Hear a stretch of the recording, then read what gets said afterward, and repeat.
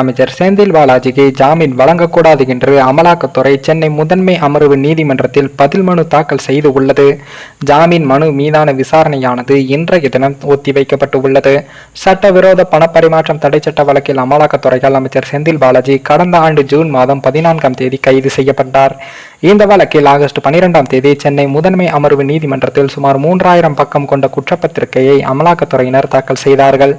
ஜாமீன் கோரி அமைச்சர் செந்தில் பாலாஜி ஏற்கனவே 2 முறை தாக்கல் செய்த மனுக்களை சென்னை முதன்மை அமர்வு நீதிமன்றம் தள்ளுபடி செய்திருந்த நிலையில் 3வது முறையாக ஜாமீன் கோரி செந்தில் பாலாஜி சார்பில் முதன்மை அமர்வு நீதிமன்றத்தில் மனு தாக்கலும் செய்யப்பட்டது.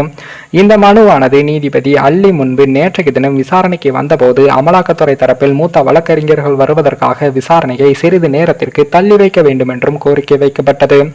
அப்போது கோபமடைந்த நீதிபதி ஏற்கனவே இந்த வழக்கில் பதில் மனு தாக்கல் செய்ய உத்தரவிட்டும் இதுவரை தாக்கல் செய்யவில்லை. பதில் மனு தாக்கல் செய்ய முடியவில்லை என்றால் எதற்காக வழக்கு தொடர்கிறீர்கள் என்று அமலாக்கத்துறைக்கு கேள்வி எழுப்பினார்கள். பின்னர் வழக்கில் அமலாக்கத்துறை தரப்பில் பதில் மனு தாக்கல் செய்யப்பட்டது. அதில் செந்தில் பாலாஜிக்கு ஜாமீன் வழங்கக்கூடாது என்று எதிர்ப்பு தெரிவிக்கப்பட்டது. மாநில காவல்துறை ஒரு நாளைக்கு 120 ஜாமீன் வழக்கில் பதிவு தாக்கல் செய்யும் நிலையில் ஒரு வழக்கில் பதில் மனு தாக்கல் செய்ய கூறும் காரணம் ஏற்கும்படியில்லை எனவும் நீதிபதி அதிருப்தி தெரிவித்திருந்தார். இதனையடுத்து வழக்கின் இரு தரப்பினர் வாதங்களையும் ஜாமீன் மனு மீதான விசாரணையை நீதிபதி அல்லி அவர்கள் இன்றைய தினம் தள்ளி வைத்திருந்தார். அதேபோல இன்றைய தினம் இந்த வழக்கு மீண்டும் விசாரணைக்கு வந்த உள்ள நிலையில் செந்தில் பாலாஜிக்கு அநேகமாக ஜாமீன் கிடைக்க வாய்ப்பிருப்பதாகவும் தகவல்கள் வெளியாகியுள்ளது.